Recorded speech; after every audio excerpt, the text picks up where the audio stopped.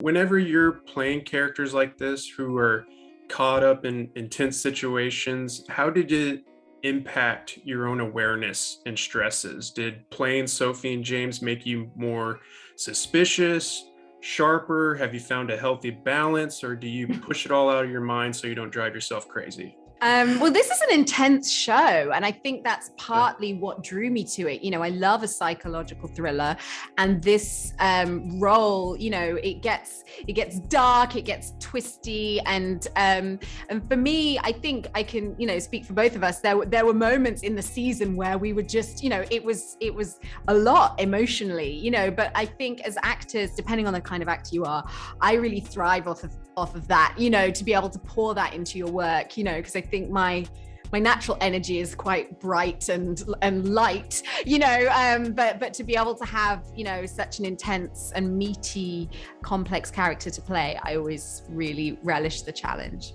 Yeah. I mean, you know, that there is something about I have this sort of thing of like, if it doesn't hurt, then it doesn't count. Like it's like, which is sort of probably quite up, but there is, you know, these with anything, when you have a story that's this complex and you are talking, you know, the dynamics of these relationships, the lies and all of that stuff, it runs so deep that you have to kind of do it, and so it's gonna hurt, but hopefully it's sort of worth it, you know. And I think you go into jobs feeling like, well, if we're going to do it, let's do it, you know. Right.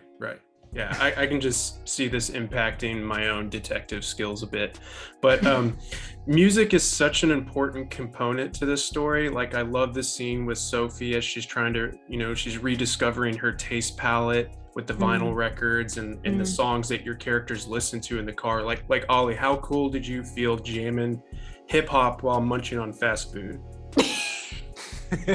That was I'm not even joking, that was one of the greatest scenes I've ever shot, because I ate about 15 egg McMuffins and I haven't had, like, do you know what I mean? I haven't had McDonald's breakfast. No, the burritos. I haven't had McDonald's breakfast since I was a kid. So it was one of the greatest, I think if not the greatest scene of the whole show. I agree. Did you have any say in the selections, or did it expand your taste palette? Listen back to this. The music, yeah, definitely. I think, you know, Veronica kind of and Sam Miller are sort of, you know, head director. They're incredibly musical and have incredible taste musically, and so I know that. I mean, with Gugu as well, you know, Yeah. Well, I was going to say, I mean, you know, there's a few record dancing scenes, and we actually put together a little playlist for Sophie and James later in the season, you know, of things that we felt like, songs that we thought would be important for their marriage, and you know, things that we could dance to. And then I have to mention the incredible Oliver Arnolds, as well as the songs and the music in the show. Our composer really created this whole sort of mysterious soundscape for the show, you know, and Oliver is so gifted at making things sound sort of elemental and mysterious, and so, you know, for me, you know, as an executive producer as well, to be a part of, you know, the conversations around the score and around the music choices with the music supervisor, it was really satisfying, because I think as an actor, I've always used music on set. I've always listened to music on my headphones and created playlists for characters.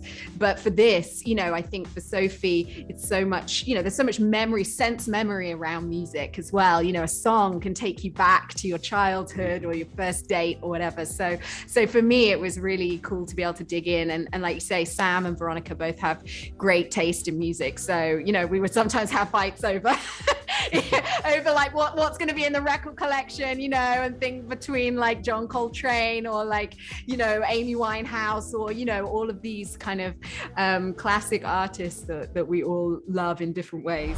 Sophie, what's going on? Just putting the pieces together. It's a perfect world.